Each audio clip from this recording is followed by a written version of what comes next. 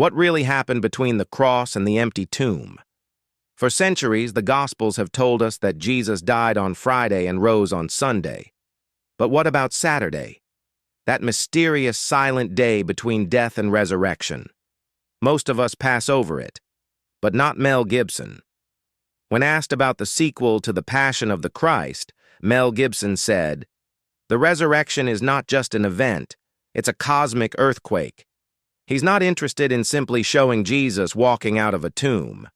He wants to explore the spiritual realms, the battle between darkness and light, and what it meant for heaven, hell, and humanity.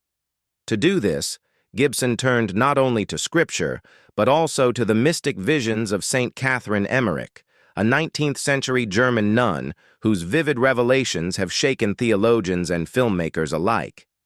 In this video, we dive into the unseen narrative behind those 3 days. We'll walk with the women who buried Jesus. We'll descend with Christ into the depths of Sheol. We'll witness the trembling of the guards, the silence of the angels, and the moment when history split in two. If you thought you knew the story of Easter, think again. This is the resurrection like you've never seen it before. It was Friday around 3 p.m. The skies were clear, but the air was heavy, unnaturally heavy, as if all of creation were holding its breath. On the hill of Golgotha, Jesus of Nazareth, the man who healed the sick, raised the dead, and forgave sins, was dying. His body hung limp on the cross, bruised, bloodied, and barely breathing. And then, with one last breath, he lifted his eyes toward the heavens and whispered, "Father, into your hands I commit my spirit." These words, recorded in the Gospel of Luke, were not just the final breath of a man. They were a cosmic signal, a moment so spiritually charged that even the earth responded. The ground trembled, rocks split. The curtain of the temple, an enormous veil separating the Holy of Holies from the people, was torn from top to bottom. St. Catherine Emmerich describes this moment with intense detail. In her visions, the tremor wasn't just physical, it was spiritual. Priests fell to the ground in stunned silence. The skies, though clear, growled with distant thunder. Even Pontius Pilate, sitting in his palace, felt something shift. He sent out messengers, unsure if a rebellion had started or something worse.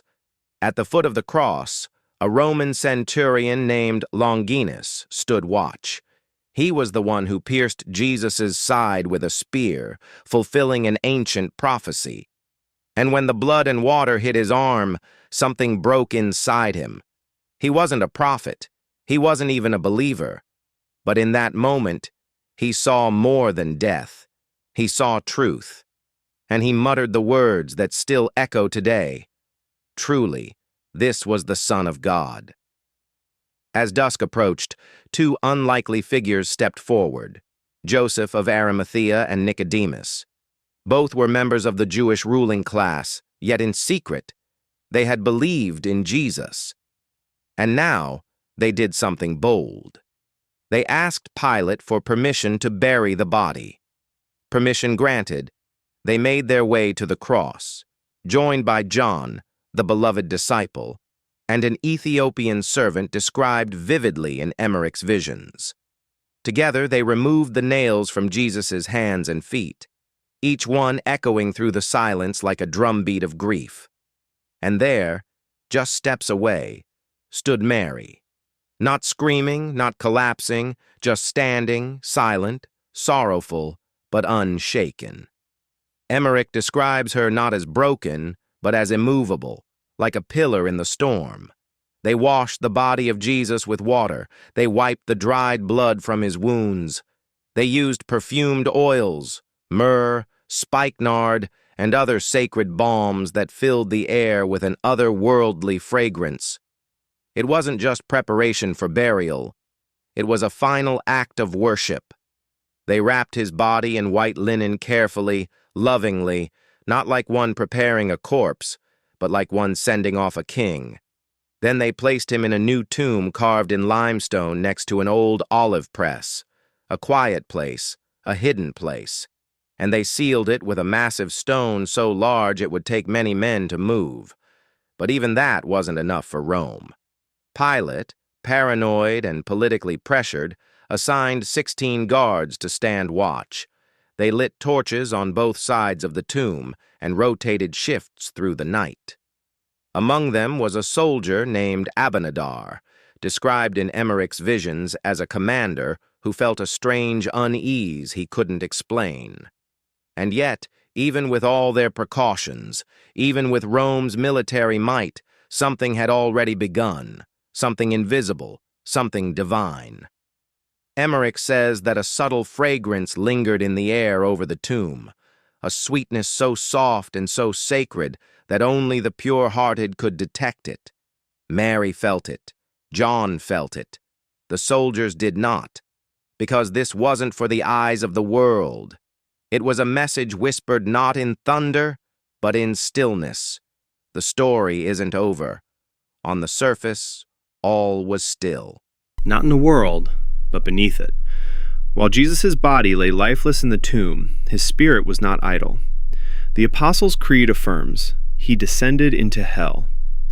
The word hell here refers not to the place of eternal damnation, but to Sheol, the ancient Jewish realm of the dead, a holding place where the righteous and unrighteous awaited final judgment. While his body lay in a cold tomb wrapped in silence and linen, Christ's spirit was far from still. According to the visions of St. Catherine Emmerich and early Christian tradition, Jesus descended into the very depths of existence, into the realm of the dead, was alive before him. And David, his soul sang again. Then came the confrontation. The dark forces, ancient deceiving spirits who had held dominion over death, rose to resist him. They had fed on fear for generations, manipulated humanity with lies. And now they tried again. They whispered. They twisted truth. They tried to hide behind shadows. But how do you lie in the presence of truth himself? Emmerich's vision is stunning. Jesus did not destroy the demons with violence. He didn't need to. His very presence dissolved them like fog melting in sunlight, like a lie evaporating when the truth is spoken. No sword was drawn. No scream was heard. Just radiant, unshakable authority. The just began to rise one by one, awakened as if from sleep. Their eyes widened, their spirits rekindled. They knew instantly, this was the one they had waited for. Not because he introduced himself, but because his presence was the fulfillment of every hope, every promise, every tear. And then the impossible happened.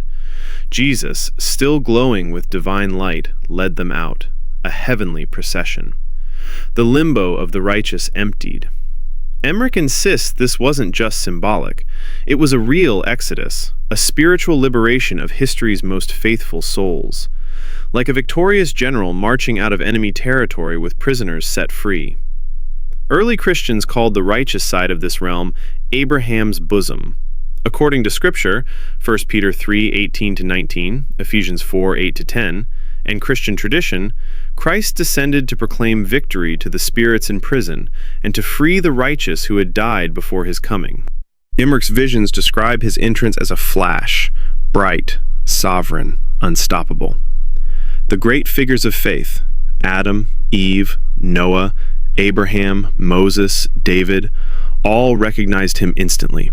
Not because of introduction, but because every prophecy, every promise, every hope they carried found fulfillment in him. The dark powers who had kept humanity in fear recoiled, not from violence, but from truth itself. His presence dissolved their authority like shadows before sunrise. And then, like a victorious captain leading captives to freedom, Jesus opened the gates of paradise. The righteous followed him in a procession that echoed the Exodus, only greater, eternal, and final. This is the forgotten middle chapter of Easter. The silent day was anything but silent. Before dawn, the world was still. 16 Roman guards stood watch around the tomb. But the stillness broke. From within the sealed rock chamber came light, not torchlight, but living radiance.